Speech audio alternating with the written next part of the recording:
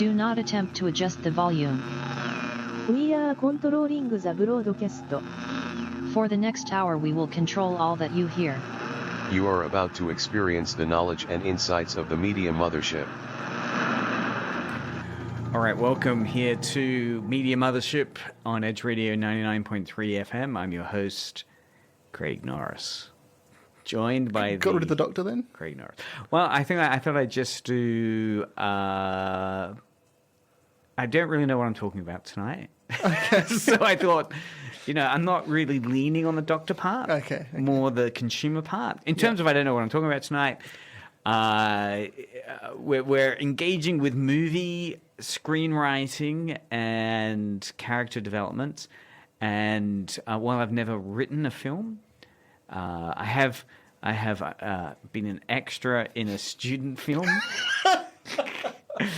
And an indie film, yeah, right? The Big Love Studio guys here in Hobart, and I watch a lot of movies. And I did study in my undergraduate European cinema. Brilliant. The unit European cinema for a semester. I think I did 2 cinema studies subjects. Anyway, so I'm Craig Norris, joined by my co-host. Taylor Lidston. Taylor, what's your world? What's up, world? What's your background in movies? I don't know. I've never been you've in acted. one. Oh yeah, I have. At been in least one. you've done theatre acting. Yes, theatre acting, and film acting. The Nightingale. Yeah. Okay, what was your role in The Nightingale? Nightingale, of course, is a Tasmanian movie filmed in Tasmania about the convict period. It's a really dark, heart-wrenching, emotional journey. Yep, I was in it. I've never watched it. Really? Yeah. What was the in the filming that you did? Yeah. What was the role you were playing? I was playing. What is it? Launceston townsfolk. Right. So you had era-appropriate clothing for the. Oh yeah, I was a soldier. Really? I had sideburns, which I grew out for 6 months. Really? Yeah. So you played the role of a British soldier? Yes. Or one of you were an extra though, so you didn't have any speaking roles. Not a speaking role, no. But it was a credited extra. Okay. Which is that's why I'm on IMDb, etc. No kidding, Taylor Lidston, IMDb. Is that the one role at the moment that appears? Yeah. Yeah. We'll have to add a couple of Media Mothership episodes.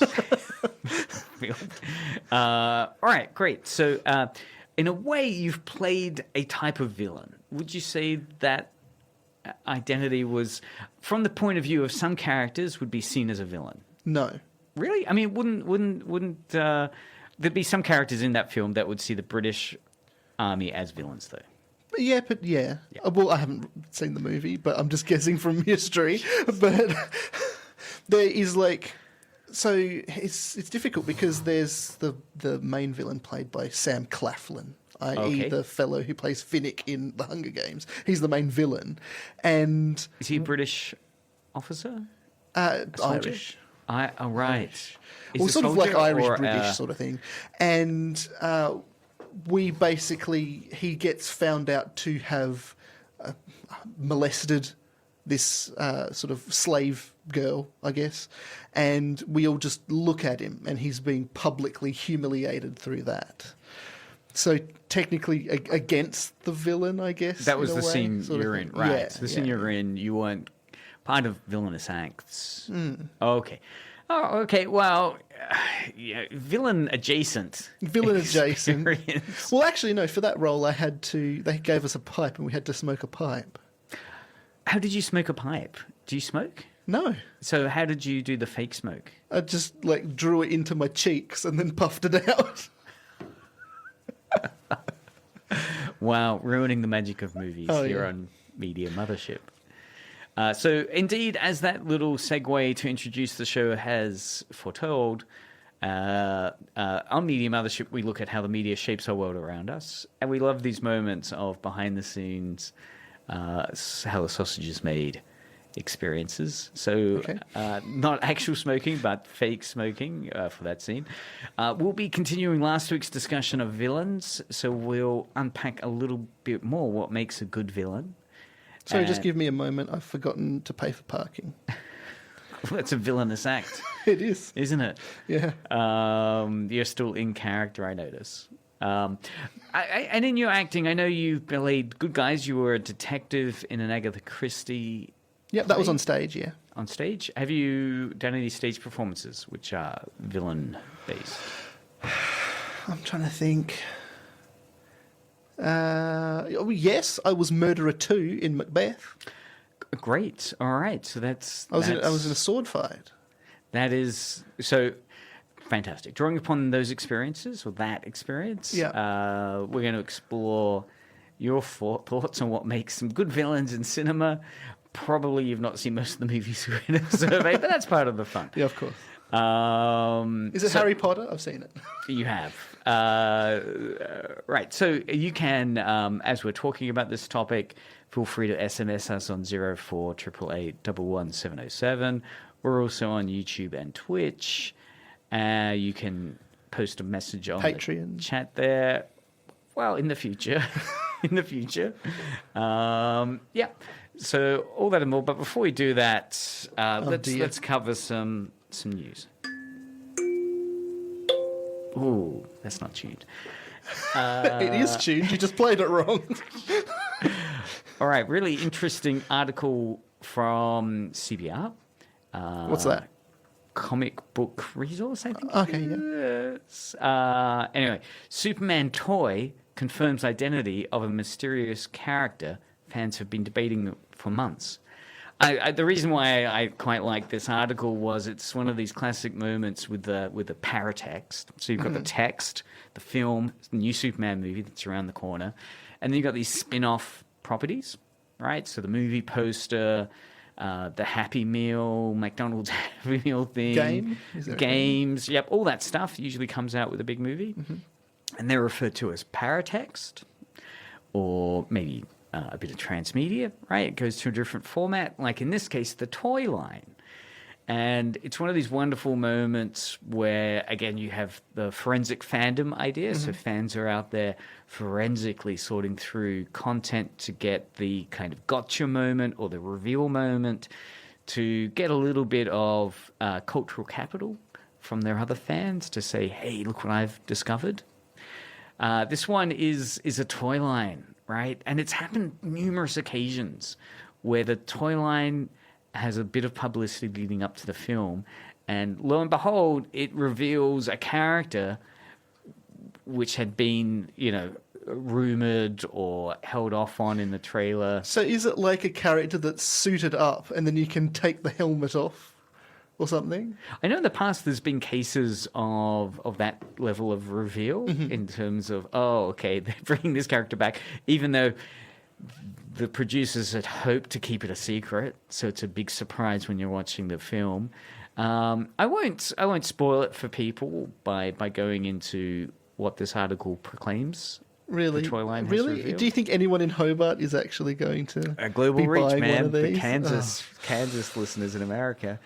But yeah, nevertheless, fun moment where you're kind of big secret gets revealed from. I mean, this is just great radio. You've just said that there's this big secret of something, and then you haven't revealed anything of it. Big secret. Wow.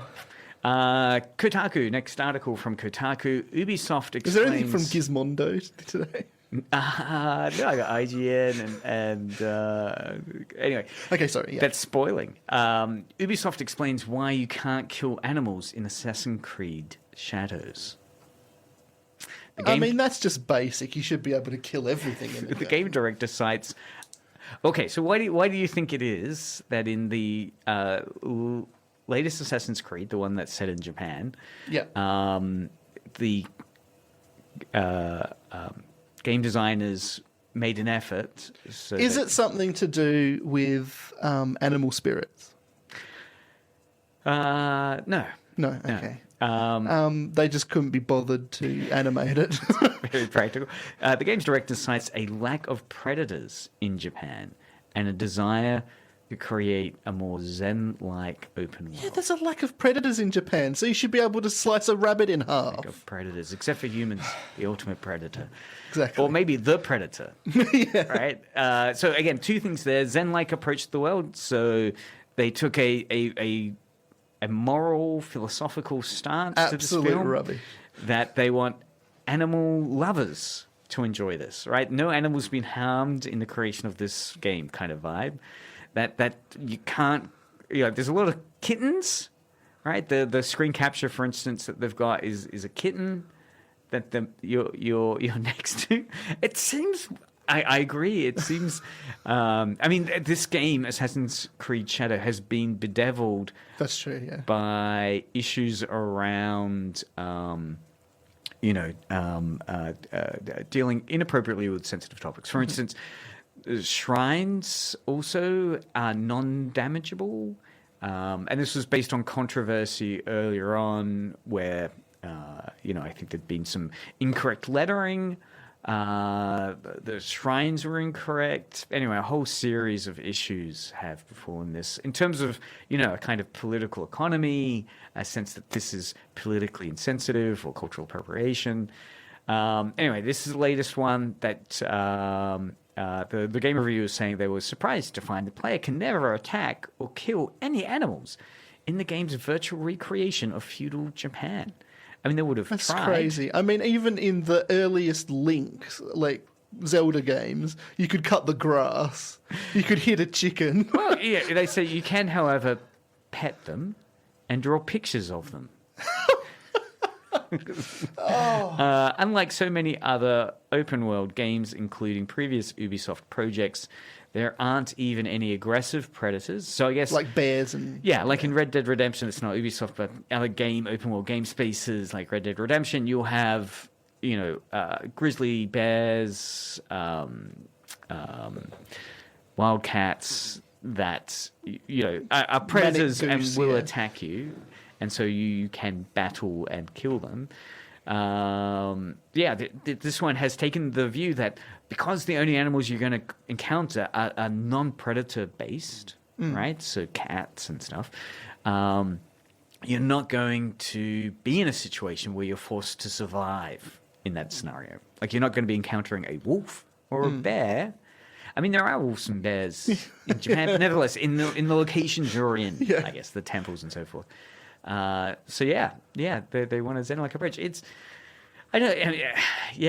Interesting. I don't know if it's a selling point, if it's taking the moral high ground I here, think it's if just animal lovers are really going to embrace another that. nail in the coffin of that game. Well, on that point, keeping the kind of video game set in Japan, IGN has an article about the follow-up series to what is it? The Ghosts of Tsukushima, right? So this is Ghosts of Yotai. So this is the next follow-on game from Ghosts of Tsushima, which is set during the Mongol attempted invasion in feudal Japan. This one's the follow-up. So the Ghost of Yotai director vows to deliver a respectful representation of Japan on par with Ghosts of Tsushima. And again, that's in conversation with the failure of the Assassin's Creed Shadows game it cops so much backlash. So it's interesting, their selling point for this game is that, hey, we are the respectful game designers. We're going to take a lot of care to this. So again, a lot of nervousness, a lot of eggshells around the representation of Japan, which is interesting given, I guess, the prominence that period of Japan reached with the Shogun series from last year, which was a huge success, won all these awards. So you can see these game studios jumping into this space to represent it. But because of the bad publicity around incorrectly getting some of the details or being seen as insensitive to their handling of it, I wonder if they're going to allow you to kill animals in this. Is that are we being baby coddled a bit, nanny stated a bit in terms of not seeing the repercussions? I mean, the fact that humans do kill animals and that maybe we should sense the wrongness of that or the rightness of that at times. I mean, in Skyrim, for example, I got a mod which allows you to sever the parts of animals if you want. Oh. So you can then put the different parts into a pot to cook that particular part. And I guess if you're trying to immerse yourself into a reality, I guess hunters would do that. And there is this whole thing of farm to plate in the real world, right? People have lost the idea of where food comes from if they're just going to Woolies and seeing mints. That we need to bring back that sense of what the actual reality of A to Z is. Exactly. Has that helped you in terms of your eating habits? Do you now look at food differently? Yeah, I eat more meat than ever. The meat lobby would love you. All right, AIS Technica. Put some pork on your fork. AIS Technica, the Empire strikes back with F-bombs. AI Darth Vader. Oh, yeah. That's what I wanted to talk about. There was something I knew there was something I heard this week, and I wanted to talk about it. It's a big story. Yep. So the subtitle here is Sith Happens. This is funny. Brilliant. The Empire strikes back with F-bombs. AI Darth Vader goes rogue with profanity slurs. Fortnite AI voice trained on James Earl Jones spoke curse words and insults before it was patched. So this, of course, is in the very, very popular Fortnite game where you're a third-person, third-person kind of fighter. Incredibly popular. They've dropped in some Star Wars characters, including Darth Vader, that you can encounter. We'll play a clip. Oh, really? Hold on, Brilliant. I haven't hooked it up. Great idea. Well, eventually we will. What was your... how did you come across this story? This just appeared in my sort of news feed, because that's what happens when you have a Samsung phone. You just swipe it to the left, and it's got all the news that's been tailored specifically for you. And so, I watched a couple of the videos, and not only did it speak curse words and things like that, but it started saying, what did it say?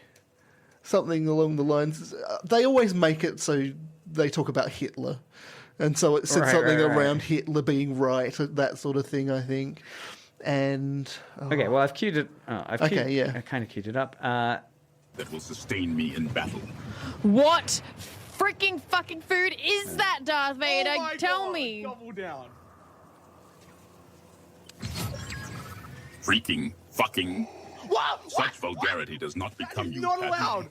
You inquire about sustenance. Oh my god! No! And yet Oh my god! speak like a common thug. So what's that? I'll play the rest. Hold on. What sustains me? Oh my god! You would not comprehend its composition. It is. I made him swear. So what's happening there is a gamer is making the AI Darth Vader swear because they engage in the conversation by swearing to begin with. Yeah. So she says, freaking effing eating food. And then the Darth Vader character incorporates that language, those words in their response to make it appear as if you're actually talking to, something vaguely realistic. But unfortunately, it hadn't been patched they hadn't realized that if people swear, that swearing gets incorporated into the answer that Darth Vader replies. So Darth Vader said something like, while he recognizes it's inappropriate, that's inappropriate for you, Padme, to say this freaking effing word. But he says freaking effing. So this was the controversy that it was also using the fact that it's James Earl Jones's voice. Right, so they'd got the estate's permission to allow them to create a language model based on the archive of James Earl Jones's real voice, put it in the game. Of course, part of the conditions, because since there's legal action now being taken against them from the estate, that they're in breach of the terms and conditions for allowing this to happen, that of course it's brought into some disrespect James Earl Jones's voice. That is the tip of the iceberg of the bad things that it said, though. I'm pretty sure someone asked it to rank skin colour. No. They did, and it put white as acceptable. Really? Brown as unacceptable. Black as even more unacceptable. That's the clip that I saw that they had, which I think is a bit more than swearing. It's horrible, bit isn't more it? harsh In a than way, swearing. very villainous, right? So Yeah, I guess it's in villainous. character. Also, well, yes, but also, yeah, the kind of villainy there is taking advantage of the system, right? So these people that are wanting to corrupt and exploit by performing offensiveness. But from that point, it just shows that it was definitely an AI model that did not have the restrictions in place that it needed. And like when they've had all of these other ones that they've brought out, there was the one that Twitter brought out. I think it was called Taylor actually, and that within 2 hours it had started swearing and going through all of this. I think it was Microsoft's Tay. Yeah, something like that. I like how you identified with it. Yeah, I know, because it was in the news. I was like, oh, God, another reason. Yeah. And they basically, I think it was the early experiment Microsoft did with AI or language learning models, right? It's not really AI. And then they put it into the wild, and a lot of people were able, similar to this, be able to basically groom the AI to become a foul racist. And the thing was, I guess it was how quickly the corrupting began of that AI model. But again, it's just a program.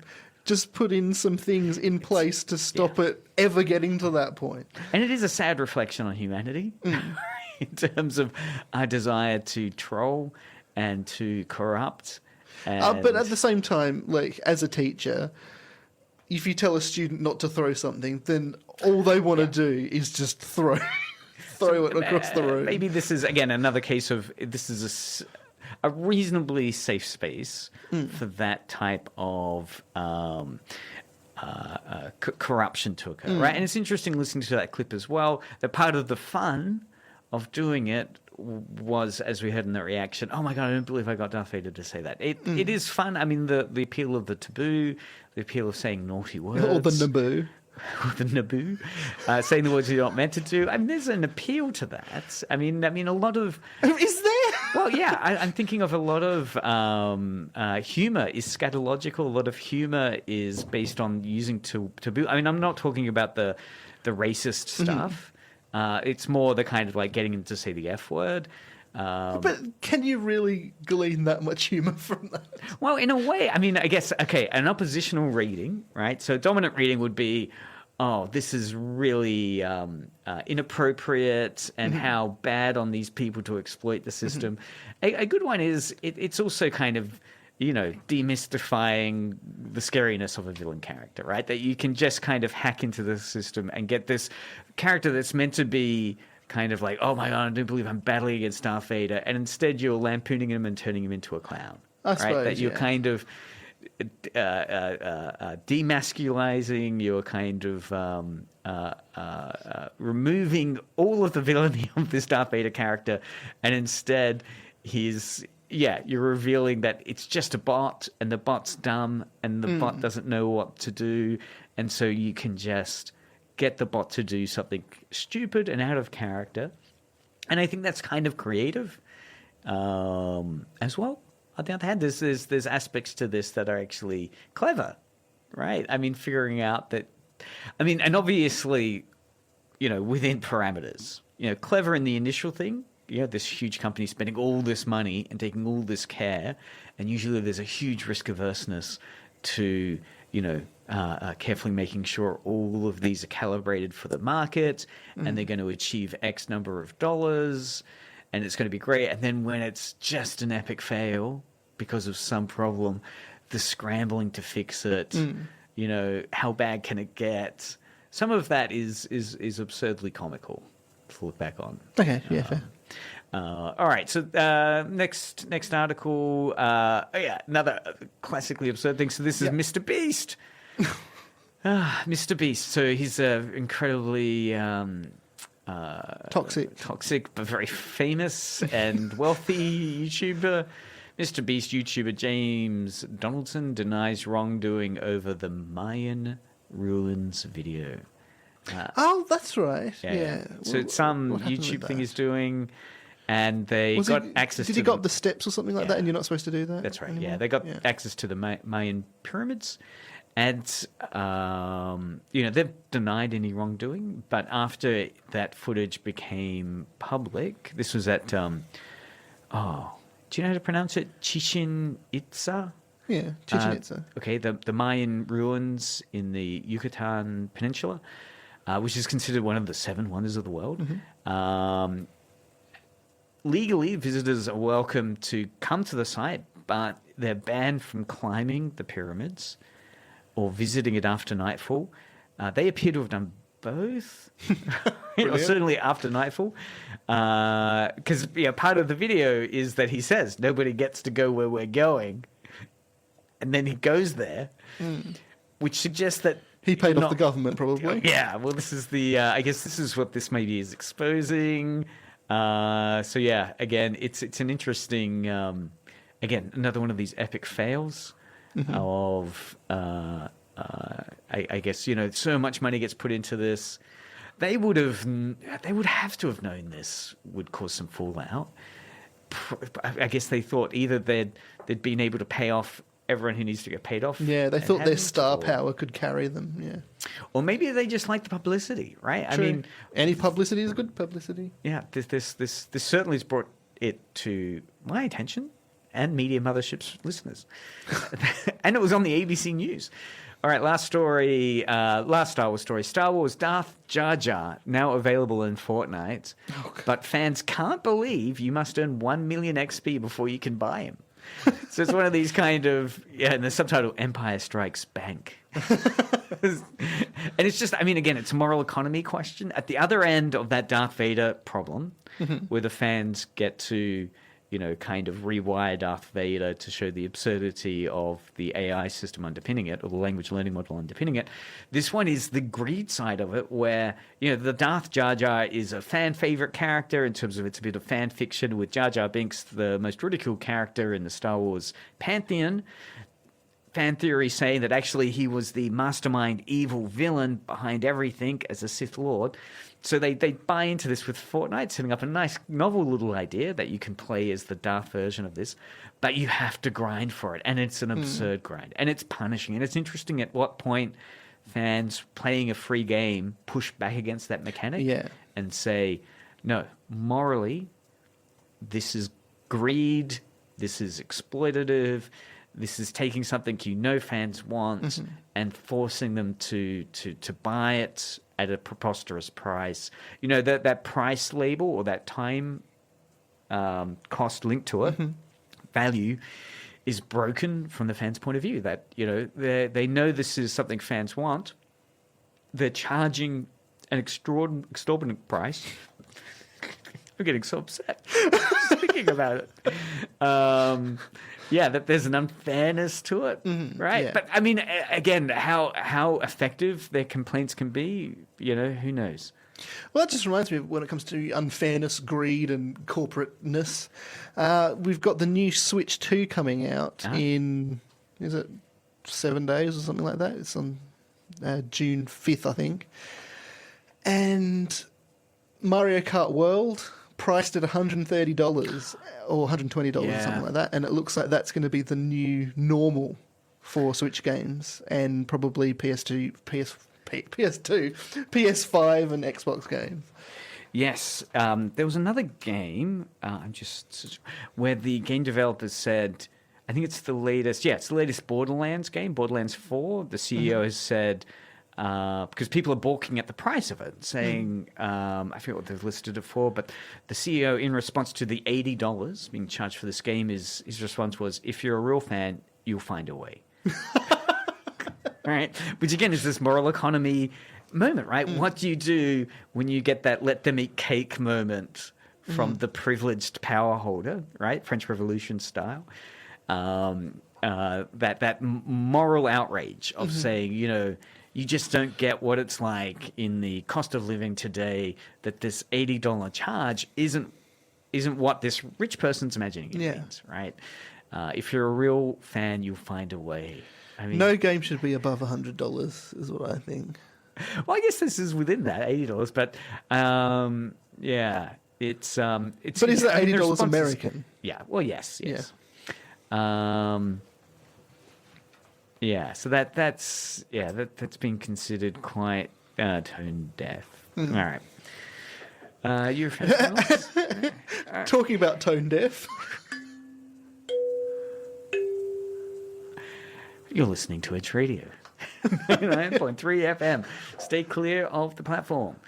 Let's move to the main topic of today. Villains. Yep. So as I mentioned last week. Medusa. Yeah. Ursula. Although you can flip those interesting female villains. I mean, I think Jafar. female villains are. Well, okay. Well, anyway,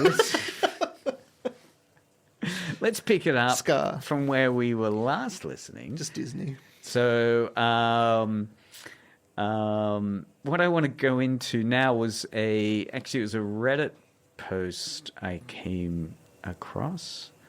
It was an interesting Reddit post a few days ago, which had as its title the question, those moments in a movie where the pure evil, one-dimensional villain gives a speech that recontextualizes them in the most terrifying way imaginable. Okay? I can't think of any. So it's a speech of the villain. Well, I'll play a couple of clips. Thanos. Yeah, Thanos is a great example. Yeah. Any particular scene from Thanos in particular you're thinking? Oh, of? where he's talking about bringing balance back. That's what I'm thinking of. Yes. Yeah.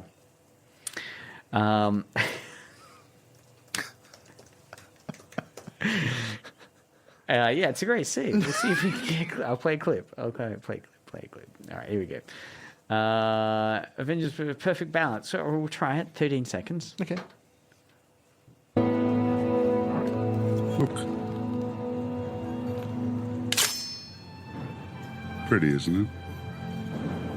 Perfectly balanced, as all things should be. All right, so that's the scene where he That's meets where he's got Gamora. the and knife. he is. I mean, it's not necessarily. It is recontextualizing them because in that scene we see a certain humanizing quality to the villain and an idea of their ideology. I'm talking about the one where he talks about after he's done his famous snap. Yeah. And then he has the what's it called? Then he'll look out upon a perfect world or something like that. Perfect All universe. right, well, maybe it's this one. Okay, brilliant. You could not live with your own failure. Where did that bring you? Back to me. I don't You know. could not live with your own It's just failure. playing random bits from Where did that bring Infinity you? War now. Hold on. Back to me. How about Thanos' most powerful scene? Okay. Congratulations, you're a prophet I'm a survivor. who wants to murder trillions. With all 6 stones, I could simply snap my fingers. They would all cease to exist. I call that mercy. And then what? I finally rest and watch the sunrise in a grateful universe. That's what I was talking about. The hardest choices require the strongest will. Did you do it? Yes. What did it cost? Everything. It is a great scene. And that scene where he says, where his kind of surrogate daughter up until that point asks him, what does it cost? Everything. It is a terrifying explanation of what the character is. So yeah, we want to go a little bit into that. The Reddit post, there's a couple of really interesting examples it gives. But let's first set the scene and have a look at maybe, I don't know, lure of the dark side, evil characters we root for, techniques for creating empathy. I think that's the one we're looking at here.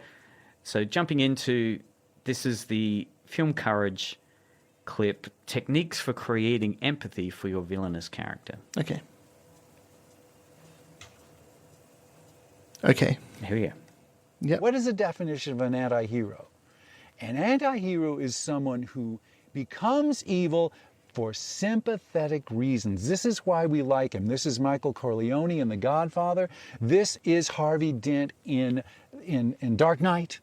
We have to have sympathetic reasons to like an anti-hero. There's a whole bunch of techniques, and you can see what they do.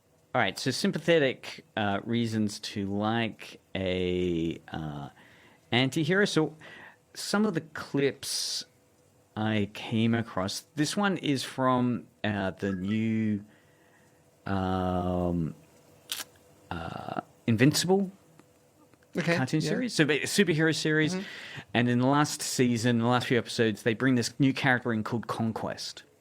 And Conquest is this super powerful villain character. It's we're talking about kind of evil Superman level. And there's this fantastic monologue that Conquest gives, which is similar to this question of the moment where a character is pure evil. He's demonstrated various evil acts of killing innocent people in very gory, grisly ways. This villain who, up until this point, with this monologue that we're about to hear, seems to just be pure evil, but then he delivers this monologue, which changes our view of them somewhat, right? Maybe a little more empathy towards that character. So as we heard in that clip, we sometimes want to create that level of empathy. So let's listen to this 1-minute clip of Conquest's best monologue from the Invincible anime series. This is season 3. I am so lonely. All the other Viltrumites are scared of me. No one talks to me. No one wants to be my friend. They think I am unstable. They send me from planet to planet committing atrocities in their name. And as I get better at it, they fear me more and more. I am a victim of my own success. Conquest. I don't even get a real name. Only a purpose. I am capable of so much more, and no one sees it. Some days I feel so alone I could cry, but I don't. I never do. Because what would be the point? I'm going to... So that's this dramatic scene of Conquest delivering this really unexpected monologue about his loneliness. I'm so lonely. No one likes me. I have no friends. Right? Everyone hates me so much that they've given me the name Conquest, which is just a purpose, right? And it's such a dramatic scene. It's interesting reading the quotes, some of the comments underneath it. Talking about how dramatic that scene is. If we jump back to the film writing guide, just to see how that empathetic moment can work. You can know what the techniques are. For me, it's like there's three things that you do is make us feel sorry for that character. So there's little moments where you can create a moment in the story where a character is unjustly abused or unjustly mistreated or insulted or betrayed or neglected. And so it could be any character. And if that moment is there, you're going to feel sorry for that character at that moment. It takes an instant. So that's one. If you show that they're like us, if you show their humanity, for example, you show that they care about something other than themselves, that's another technique. So I felt that that's kind of the technique there. They're not. They're kind of like Conquest. This Viltrumite alien kind of villain character. He's like he feels lonely. Right? He doesn't have any friends. It's like he's writing a diary entry. Dear diary, I feel so lonely today. I have no friends. Anyway, it's this really profoundly banal, everyday, depressing existential monologue. So there's a moment in the movie Leon the Professional, which is about a hitman, right? And it opens with him doing a hit, and he kills people. You don't know if he's good or bad, but he goes home and he takes care of a plant, right? And that right away you say, oh wow, he cares about a plant, so he's okay, he's human. The other part is admiration. So this is like any kind of, if you're dating somebody or you're trying to find somebody who's a good match for you, there's that list of things that you like in a person. That's admirable traits. So somebody who's funny, who's responsible, who's courageous, there's a whole list of things you can add to a character to make us say, oh, well, I admire this. Usually they're like the best at what they do. They're like the best, the best ad executive or the best agent or the best cop or the best driver. They're courageous. There's a whole bunch of them. I have a whole the list is all in. So there's 3 characteristics there. One of the ones that was mentioned in the Reddit list of moments in where a villainous character delivers a monologue, which makes you see them a bit differently, is the scene from The Matrix with Agent Smith. Right. So this is the scene where Morpheus has been captured. Agent Smith has been interrogating him. And then in this moment, he takes off his earpiece, so he's no longer connected to the other androids, and delivers this monologue about his feelings. A monologue? Is that what a man gives? Manatee. Well, it is what a manatee gives. So let's listen to this. I'm going to be honest with you.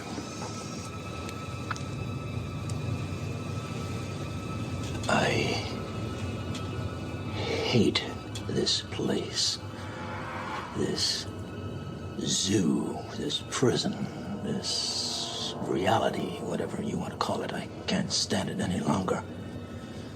It's the smell, if there is such a thing.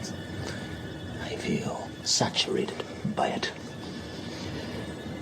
I can taste your stink. Every time I do, I fear that I've somehow been infected by it. It's repulsive, isn't it? I must get out of here. I must get free. And in this mind is the key, my key. I was happy. So it's such an interesting scene there. That idea of humanizing the villain. Yeah. Up until this point, we'd seen him as a kind of robot, kind of mechanical, villainous character, and then this: I must get free. I hate it here. I hate the smell. Very relatable. Do you know who my favourite anti-villain is? Yes, I don't. Have a guess. Well, some of the classic anti-villains, you got Dirty Harry. No. It'll be one you don't expect. Maybe the first act of Star Wars. Because they're not an anti-villain, sorry, anti-hero. Anti-hero. Yeah, anti-villain would be a hero. Yeah. You finally got around to watching The Godfather? No. Michael Corleone? It's an anti-hero who is the main character. Right. Harry Potter. No. Michael Douglas in Falling Down. Yeah, okay, yeah, that's So Falling Down, for those that don't know, is the story of a kind of salaryman in America. He loses his job, but then goes on a rampage. So embarrassed about the loss of his job that he can't tell his wife, and is still going, dressing up in his suit as if he's still got his job. And then he has one of these worst days possible. Yeah. Right. He gets stuck in traffic. Yeah, gets stuck in traffic, gets bad service at a fast food restaurant, gets accosted by some thugs. And he just flips out and does this weird so he's kind of villainous in terms of, he can't face up to the truth. He's lying. He then does extreme overreactions in these moments, but kind of like, human overreactions, but ones which, like, he gets a gun at some point and he's shooting people. Yeah. He gets a baseball bat at some point and he's violently bashing people. It's just, it's just disproportionate. Yeah. And also a sense of entitlement that really, these are not big problems that he's facing, but he's blowing them up. Yeah, it's a great role. What was it about it that you enjoyed? I just really like the movie, and I'd like that disproportionate response to it. And I was so sad when he got shot to death at the end, but... Look, it is, because you could do a different version of that movie where he is redeemed, right? Yeah. Where it is that kind of, which is why I think the movie's so good, that they don't concede that trope of, because basically, it's that kind of, what we're seeing today with Trump, saying that, oh my God, the worst people in the world are these oppressed, alleged, white genocide sufferers in South Africa, right? It's this kind of, the idea that a identity which has been considered the patriarchal privileged norm, white male in particular, is somehow struggling and somehow not living a life which is meant to be the same. Similar in Falling Down. It takes that hypocrisy or that sense of lack of any sense of a realistic base of what real suffering might look like. That's a great choice. It's an privileged, watched movie. I feel it is. All right, so let's jump in. Where are we? What's the time? Got 2 minutes left. All right, so we'll hear a little bit more about the guide to writing evil characters. Look, there's all these lists of things you can do, but if you do these 3 things, and so when I show clips of the moment you meet the character, and it's usually like a 3-minute scene, you can see all these things being applied in like 3 minutes. There's like, the opening of Wall-E after he's done with the garbage and he comes to his little house. It's a 3-minute scene, and there's about 20 of these techniques done. This is how you connect with that character in one scene emotionally. I also show a clip of an ad, a commercial. It's a 1-minute thing about a lamb. So the next one, is this really interesting scene from, well, in a way, some people in the chat mentioned this scene in Star Wars as being one which engenders some humanizing of the character. So, you have accepted the truth. I've accepted the truth that you were once Anakin Skywalker, my father. That name no longer has any meaning for me. It is the name of your true self. You've only forgotten. Know there is good in you. The Emperor hasn't driven it from you fully. Come with me. Obi-Wan once thought as you do. I'm sorry, Anakin. For all of it. You don't know the power of the dark side. I must obey my master. I will not turn. And you'll be forced to kill me. If that is your destiny. That's what you're feeling. You can't do this. I feel the conflict within you. Let go of your hate. It is too late for me, son. When my father is truly dead. All right, so that's the scene Return of the Jedi, Darth Vader, Luke Skywalker.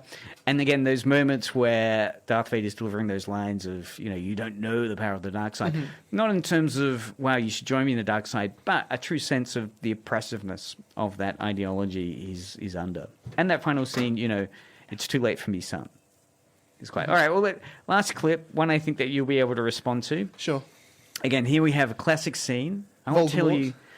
It's not that one. It's Gollum. It's something I know you've got a background in.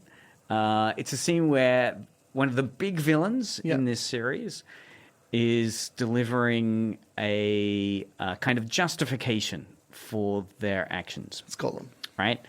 And it's not necessarily humanizing or admiring them. But it is providing us with an insight into, okay, well, they're not just doing villainy because they want to. It's for some other reason. Now, future errors will be eradicated. Defeats will become victories. You have changed the future of the universe. So, of course, this is Doctor Who facing off against Davros in the classic Tom Baker series. Stop the development. So This is this great kind of face-off between the two characters. I'm just waiting until it gets to the scene that I want to unpack. This is Genesis of the Daleks. Genesis, that's right. Yep, Genesis of the Daleks. Considered one of probably the best episodes in Doctor Who's history. So there's a bit of intellectual sparring between what these Daleks represent. When the Daleks are the supreme rulers of the universe, then you will have peace. Wars will end. They are the power not of evil, but of good. Davros, if you had created a virus in your laboratory, something contagious and infectious that killed on contact, a virus that would destroy all other forms of life, would you allow its use? It is an interesting conjecture. Would you do it? The only living thing, a microscopic organism, reigning supreme. A fascinating idea. But would you do it? Yes. Yes. To hold in my hand a capsule that contains such power. To know that life and death on such a scale was my choice. To know that the tiny pressure on my thumb, enough to break the glass, would end everything. Yes. I would do it. That power would set me up above the gods. And through the Daleks, I shall have that power. What a great scene. Great scenes. So again, in terms of Davros's villainy, the Doctor asks that question of, Davros, if in one of your experiments you created a virus accidentally, but you discovered that virus could kill every living being, would you decide to destroy that virus or not? And I guess it's a test there of, because what's happening in this episode is the Doctor is struggling with this decision of does he kill the Daleks or not. Yes. Like the Genesis of the Daleks, as the title suggests, is the inception point at which the Daleks begin. Doctor is afforded this opportunity to wipe them out, to eradicate them at the moment of their birth.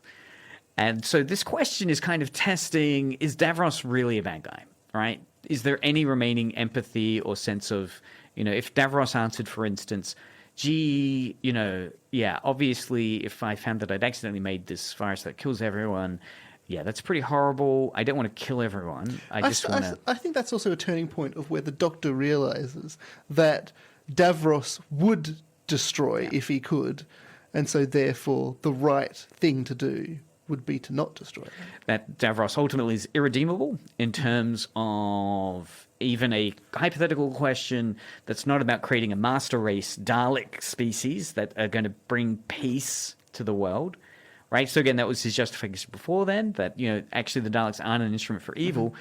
They're, like Thanos, going to bring a sense of balance and peace around us. We're going to wipe out every other, kind of aggressive species and be left with peace. And yes, the Daleks will just happen to be at the top of that space. Yeah. So again, he shifts it by saying, okay, we're not talking about Daleks anymore. We're talking about a virus that would even kill every other person here. And even with that, we're revealed the idea that Davros wants power. He wants at least to be recognized like a god at being able to decide who lives and dies. So a very Thanos-type god complex in terms of, that... It's nevertheless an attempt by the scriptwriters to humanize that villain action, right? Yeah. Why would someone want to do this? Why would someone want to create super soldiers or Daleks / Nazis, which is what it was based off, yeah, and it's such a fantastic unpacking of that idea. And I guess so Davros doesn't shift into being an anti-villain, anti-hero. Sorry, the same thing. Anti-hero, because it's potentially a kind of sequence of thoughts that could change the character. Right, where he goes, yes, I see now, Doctor, the error of my ways. Right, clearly there should be checks and balances. I don't just want to kill everyone, but instead he's like, why, yes, the power. I would use that power. One pill to decide who lives and dies, to be a god. Yeah, so it's a nice scene, and again the rising of the voice, and of course, then the Doctor decides, he's got to get Davros to kill the Daleks, right? To wipe out Davros and the Daleks. Think about that in terms of if you're finding yourself facing off against a villain. Yeah. Rising a villain. Is there a moment to humanize them? And does that help create a more engaging story? If you haven't seen it, do watch Falling Down. Yeah. Worth watching. That's been Media Mothership for another week. We'll dive into some more unpacking of media around us next week. And before we sign off, any promotions for the new show you're setting up, Taylor? No, not yet. There's still a Facebook, though? There's still a Airplay? Facebook at DM for Airplay. But it's not going to be for the next 2 weeks because I have exams next week. So. Oh, yeah. Wow. You could do an exam-themed music show. What music to listen to for exams? Songs to scratch out your eyes to. Yeah. All right. Well, that's been Media Mothership for another week. Keep listening now to some really cool tunes on Edge Radio. If you want to find out more about Media Mothership, feel free to jump on the Facebook page for us or the Instagram page. Back episodes are also on YouTube. And you can buy Craig a coffee if you want to. Craig a coffee. This is not a cheap option these days, sadly. No.